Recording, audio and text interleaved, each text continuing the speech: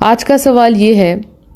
कि क्या पर्दा करने के लिए एक लड़की को अपने ससुराल वालों से इजाज़त लेनी चाहिए, यानी अगर उसकी मंगनी हो चुकी है, उसका रिश्ता तय हो चुका है या निकाह हो चुका है और अभी रुखसती नहीं हुई, तो क्या वो ससुराल वालों से इजाज़त मांगे कि मैं पर्दा कर लूँ। तो देखें, जो आप पर चीज़ें फ़र्ज़ की गई हैं, जैसे आपकी 5 नमाज़ें और आपका पर्दा, इसमें आपने किसी से इजाज़त नहीं लेनी, not even to your parents, ठीक है। लेकिन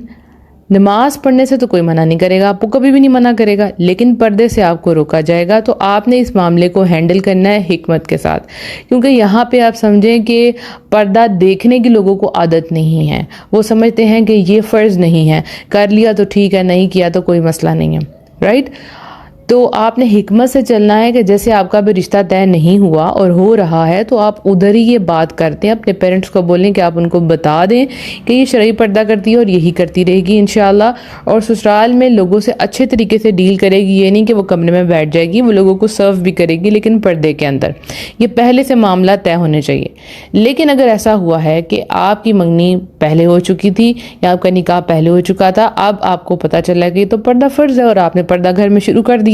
लेकिन अब आप सोच रही हैं कि ससुराल वालों से तो मैंने पूछा नहीं है, और कहीं से आपको खबर मिली है कि आपको ससुराल वालों को पता चल चुका है और वो नाराज़ हैं कि आपने क्यों नहीं पूछा उनसे, तो ये आप पर फ़र्ज़ नहीं था, ठीक है। अब आपने पर्दा कर लिया, उन तक बात पहुंच गई है, तो उनको अच्छे तरीके से बता दें आप कि इंशाल्लाह आप पर्दे को कंटिन्यू करेंगी, लेकिन मोहब्बत के साथ और हिकमत के साथ। और अगर वो ये कहते हैं कि हमें ये रिश्ता मंजूर नहीं है, तो आपने पर्दा नहीं छोड़ना, आपने अल्लाह सुब्हानहू तआला से दुआ मांगनी है कि या रब्बुल आलमीन, मैंने तेरे हुक्म पे अमल किया, मेरे लिए मेरे मामला दुरुस्त कर दे। और अगर वो कहते हैं कि हम आपसे मंगनी नहीं करनी, हम तोड़ते हैं, तो याद रखें वो गुनाहगार भी बनेंगे कि वो आपको एक शरीयत के हुक्म पर चलने से रोक रहे हैं। लेकिन आप ये भी तो सोचें कि अल्लाह सुब्हानहू तआला ने आपके लिए आसानी पैदा कर दिया, आपको फर्स्ट स्टेप पे ही दीन में रोका जा रहा है, तो आगे ये लोग क्या करेंगे।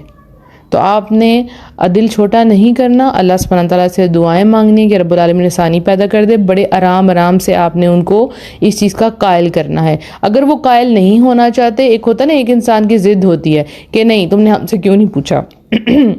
तुम्हें हमसे पूछना चाहिए था, ये ज़िद होती है, इसका मतलब है कि उन्होंने मानना ही नहीं। और एक होता है कि वो कहते हैं ओके हम देखेंगे, लाइक उनके अंदर आपको आजिज़ी नज़र आती है और आप आहिस्ता आहिस्ता रुखसती से पहले उनका माइंड रेडी कर देते हैं, या वो कहते हैं ठीक है चलो शादी के बाद देखा जाएगा क्या करना है। तो आपने अपने हस्बैंड को कायल कर लेना है शादी के बाद। उसके बाद अगर ससुराल वाले इस बात से आपसे नाराज़ भी होते हैं तो कोई मसला नहीं, अल्लाह सुब्हानहू तआला आपसे राज़ी रहना चाहिए। लेकिन मैं फिर वही बात कहूँगी, हिकमत से चलना है, ससुराल में सबसे मोहब्बत करनी है, उनसे प्यार करना, इंशाल्लाह आहिस्ता आहिस्ता वो एडजस्ट हो जाएंगे और उनको समझ आ जाएगी कि पर्दे के अंदर भी वो सारे काम होते हैं